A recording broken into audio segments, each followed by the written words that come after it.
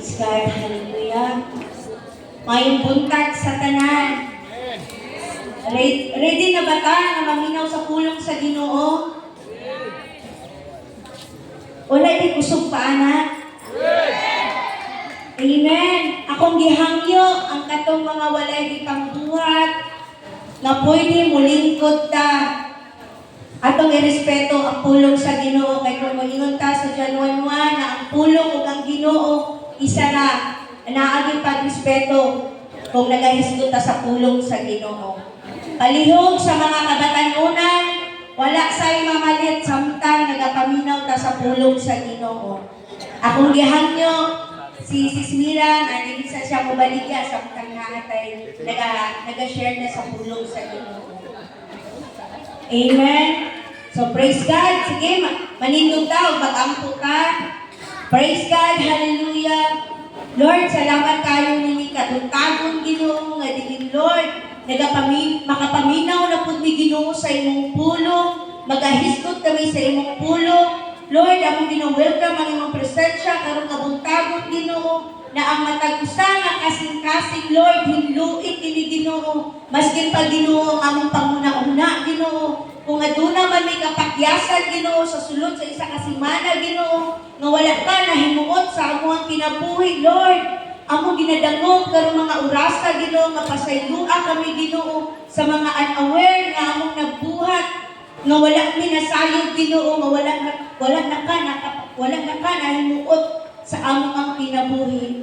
Lord, karong mabuntagon Ginoo, akong ginapaubos Ginoo ang akong kaugalingon, na pagagamita ako Ginoo para mag-share sa imong pulong, para maabot ang imong mensahe Ginoo, kung unsa man ang mensahe mo karong kabuntagon Ginoo. Lord, ipaabot yung kini Ginoo, i-empty ang akong panudlanan Ginoo, o pulihin kini Ginoo sa imong mga pulong Ginoo nga gusto nimong ipaabot sa matag usa. Lord, pag-aubanin kami Ginoo, gikan sa pagsugod sa among panimbaw, hantod mahuman kami Ginoo, proteksyonin kami Ginoo, tabunin kami sa mga miling nga dugo, nga walay buhat sa kaaway Ginoo, nga maka-distract sa among panimbaw Ginoo, ug ang tanan gyud Ginoo nga muli nga madawat yung nila ang ilang portion Ginoo, nga dili masayang ang among pag-anhi karon dinhi Ginoo, nga madawat gid namo ang among portion Lord. Lord, tanang dungog himaya kanimo lamang in Jesus' name. Amen. Praise God. Hallelujah. Let's welcome the team of Pastor Eric Hara. Praise God. Hallelujah. Sige, maglingkod na.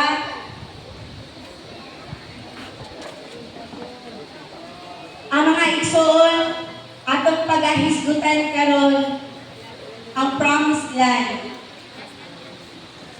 Atong hinumduman before na ang Ginoo aduna yuta nga gisaad sa mga Israelites sa panahon ni Moses. Pero matingala ta nganong ang mga Israelites wala man nakasulod sa promised land nga gisaad sa Ginoo sa ilaha. Kitang tanan mga igsoon, aduna kay promised land na gitagana ang Ginoo sa matag usa. Pero makasulod ta niini depende sa atong pag-response, sa atong paglakaw. So balikan na tong mga igsoon. Ngano man ang mga Israelites, wala sila naka-enter sa promised land nga gitagana ni Lord, gihatag ni Lord sa ilaha. So there is a Numbers 13 chapter, verse 1 and 2. Ang Ginoo miingon kang Moses, pagsugod mga tao aron sa pagpangispiya sa yuta sa Kanaan niya ihatag sa mga Israelita. Ang matag tawo nga imong sugoon kinahanglan pangulo sa matagbanay sa Israel. So gituman ni Moses ang gisugo ni Lord sa ilaha. Nagpadala siya og 12 ka espiya dito sa Kanaan para magtanaw kung unsa ang klase nga yuta nga naa dito, unsa nga mga tao ang nagpuyok dito, ug unsa ang mga produkto nga naa dito. So after 40 days, nibalik na ang katong mga spy nga gisugo ni Moses.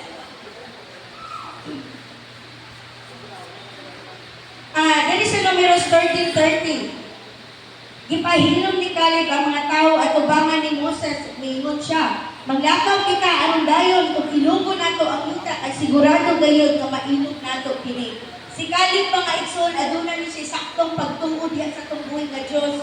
Grabe niyang faith na ginaubanan nato sa Ginoo. Mailog nato ni kinaa ang presensya sa Ginoo. Malakaw ta karon. Pero ang iya mga kaubanan mga igsoon nga mga espiya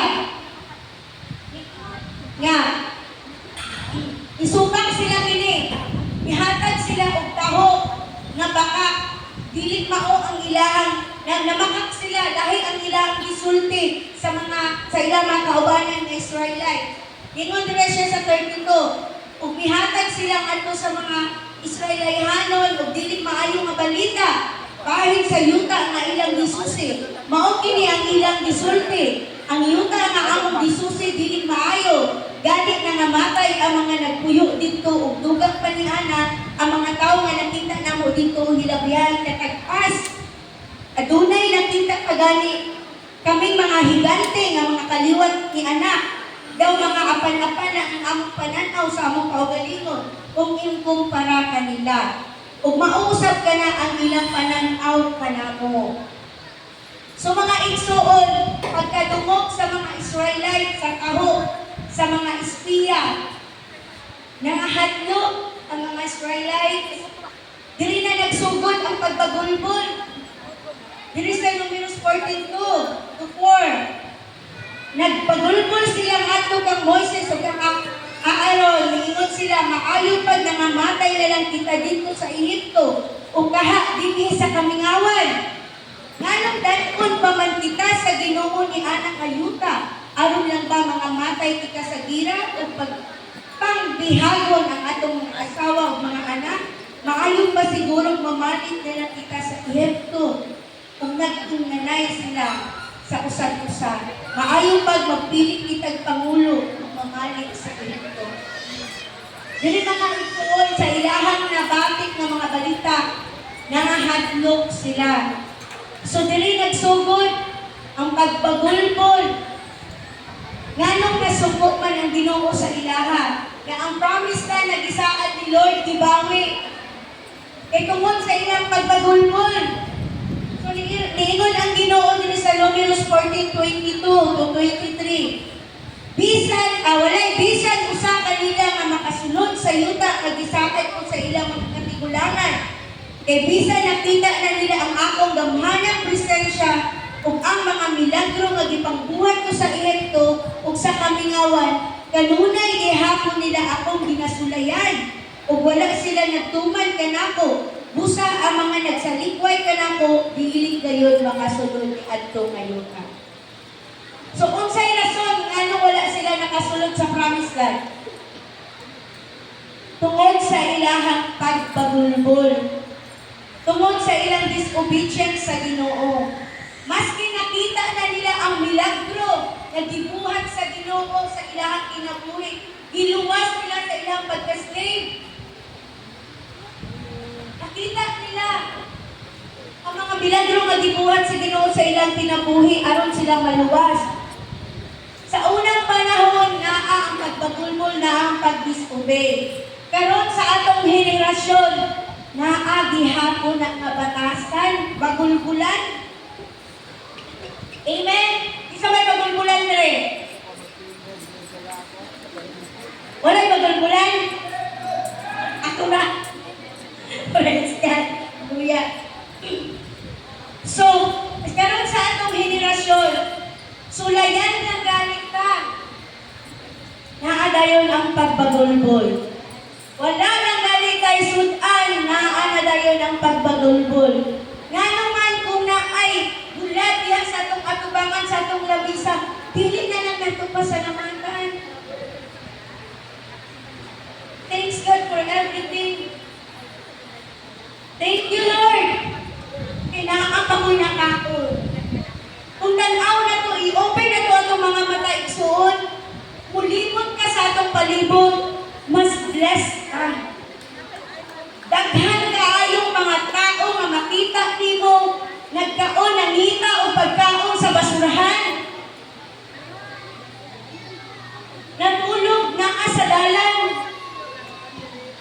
Progress kaayo ta, masking gamay lang atong balay. Pero makatulog ta, dili ta maulanan, dili ta matugnawan. Amen! Mga igsoon, ang Egypt, dili lang ni siya place, dili lang ni siya lugar. Kundi, mauni siya ang atong past, ang atong kaagi sa una. Nga slave ka, ulipon ka sa sala. Pero human naman, dilukan natin ni Jesus. Isa sa 7 last word na iyang gilingon, it is finished. It is time. Kung sa Greek word pa, uman na, ibayaran na ni Lord ang atong mga sala. Dili na ta magsigig balik-balik pa. Anong balikan man din na natong sala? Nakamaluman ta kalagdagan ng atong padulgan. Naliman ka, sa kanta pa, Darling of Heaven, crucified. Grabe. Grabe ang gibuhat sa Ginoo para lang malungkat ka. Pero ang tao, makabaton lang galing kalisod, na alang galing pagsulay, mukibra dayon silang pagtuo.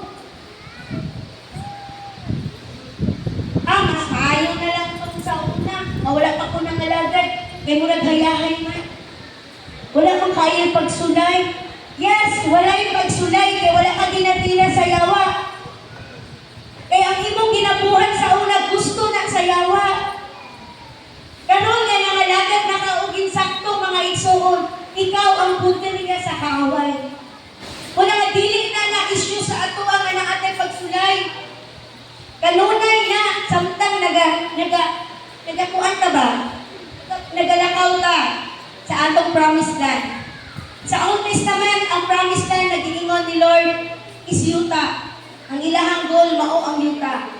Pero karon sa new generation na to, sa atong henerasyon, ang gi-promise ni Lord na promised land na to, mao ang langit. Amen? Ang tinuod na promised land, mao ang kapahulayan niya na ang Kristo. Amen. Walay makasatisfied na to. Walay makahatag na to kapahulayan, peace of mind, kung dili lang ang presensya sa Ginoo. Sa presensya sa Ginoo, naa ang kapahulayan, naa ang kalinaw sa panguna-una, nga maskin pa, unsa ang struggle na atong giatubang, maskin pa, yes, mga igsuon, dili lalin nga mutindog sa atong wilderness, naa ang temptation, naa ang problema sa pamilya, naa ang struggle sa kwarta, dili na siya lalim. Pero kanang mga giant nga atong giatubang nga mao ang mga problema nato. Atong una-una nga mas dako ang Ginoo nga ang atong gialadagan. Amen. Amen. Ayaw pag-focus sa problema. Ayaw pag-focus sa atuang kami nga kahintang. Kundi i-focus nato ang atong una-una. Fix our eyes on Jesus. Tutok lang na sa Ginoo mga igsuon. Ipakamatyan maganita. Nagmilagro siya sa unang panahon. Ang milagro sa unang panahon, mahimo po na ni Jesus sa atong kinabuhi karon. Amen. Kay pariha ra ang Ginoo kaniadto ug karon ang atong ginasigba. Ang sa una lang nakauban nila si Jesus. Karon ang Holy Spirit na atong kauban ng mga magadikta sa ato. So padayong tanong. So mga igsoon sa atong journey sa atong kinabuhi. Kung literalo na to, unsaon na to pag-abot sa atong promised land? Unsay atong gamiton na makaabot na sa atong promised land? Kung literal sa tawhanon nato ang mga butang, makaabot na sa atong destinasyon kung aduna tay sakyanan. Of course. Kung layo kayo na, dili na nato makaya o baklay. Ang atong sakyanan, tinahanglan na siya gasolina para mular ka. Kung dili ka familiar sa lugar, tinahanglan ka o mapa, Google Map. Google Map naman karon kay I-Tech na. So kung i-convert na nato sa Kristohanon, makadagan ta, makaabot na sa atong promised land. Kung ang ato ang sakyanan na gigamit rin sa kalibutan, i-convert nato ng pagtuo. Ang atong ginahan nato na siya kung action. Pagpamuhat. Kay faith without action is dead. Dili pwede nga naalang kay pagtuo. Pero ito lang ka nagtuo, walang ka namuhat. Diha sa itong pagpamuhat, diha ka kalikod. Diha ka tagaan ang kusog ni Lord. Nga makasustain sa ato ang mga gipak-atubang karon sa atong crisis nga giatubang.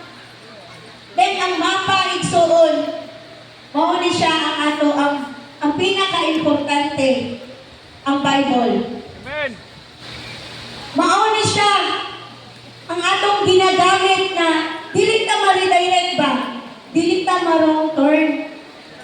O bitaw nga naa ang Biblia kay mao ni siya ang dapat nato sundon sa atong pagkinabuhi ani kalibutan. Kung magbuot-buot ka sa atong tawhanon na panabot, sigurado gyud dahil kita kaabot sa atong promised land na isaad sa Ginoo nga mao ang langit. Kinahanglan nato ang Biblia, mo bitaw Joshua 1:8. Atong kanunay adlaw ug gabi tun-an nato ang pulong ug ato kinang ikinabuhi dili lang ta igo sa pagbasa, dili lang ta igo sa pagpaminaw every Sunday o every Bible study. Dili lang ta pwede ana ato jud ikinabuhi ang pulong sa Ginoo.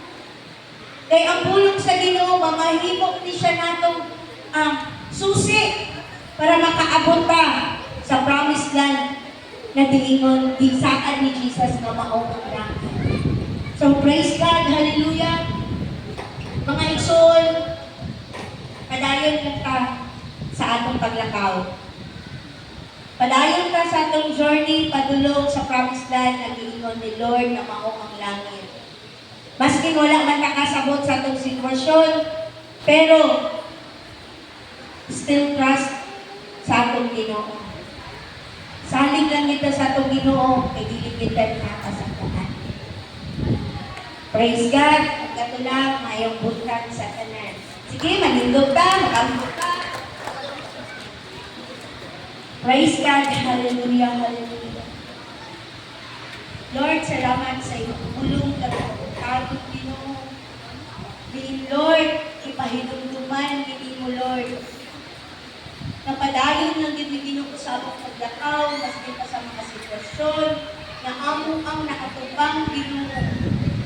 Dili angay mahatlog Ginoo kay uban ka namin. Salamat Lord sa iyong tulong nga nag-direct sa among kagalakwan adlaw-adlaw na mo kung kinabuhi Ginoo. Lord, tagain mo iyong puso, tagain mo iyong wisdom Ginoo. Kung sa ako na mo pagkinabuhi na nakaalay yung ihak kanino. Lord, ang matapusa Ginoo, abudi sa iyong hamiling na dugo, na walang tribuhan sa kaaway, Ginoo, na makapanghilabot sa katapusa. O Lord, ang tanan nga anaa dinhi karon, we declare salvation sa tibuok nilang pamilya.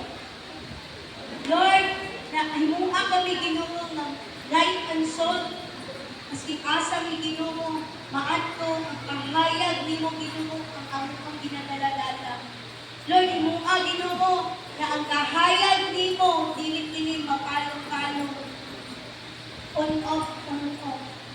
Himuha kini Ginoo na kanunay magdinaag sa imong kalayo, sa imong presensya. Kay walang nilapit Ginoo, nakahulayan Ginoo, kundi ang imong presensya lamang ang makahatag ng kanagtawan, tinuod na kalipay, tinuod na kalinaw. Lord, kagahin ni puso, tinuang may Ginoo nga victorious sa among pagkinabuhi. Na ang finish line, na ang promised land na imuhang isaad ka ng Ginoo, maabot kita ng Ginoo. Maski pa Ginoo, dilig-lalim Ginoo ang makapil sa dagat, sa lumba. Pero Lord, tabangin ni ang among panikamutan Ginoo, mamulakmutay hindi Ginoo.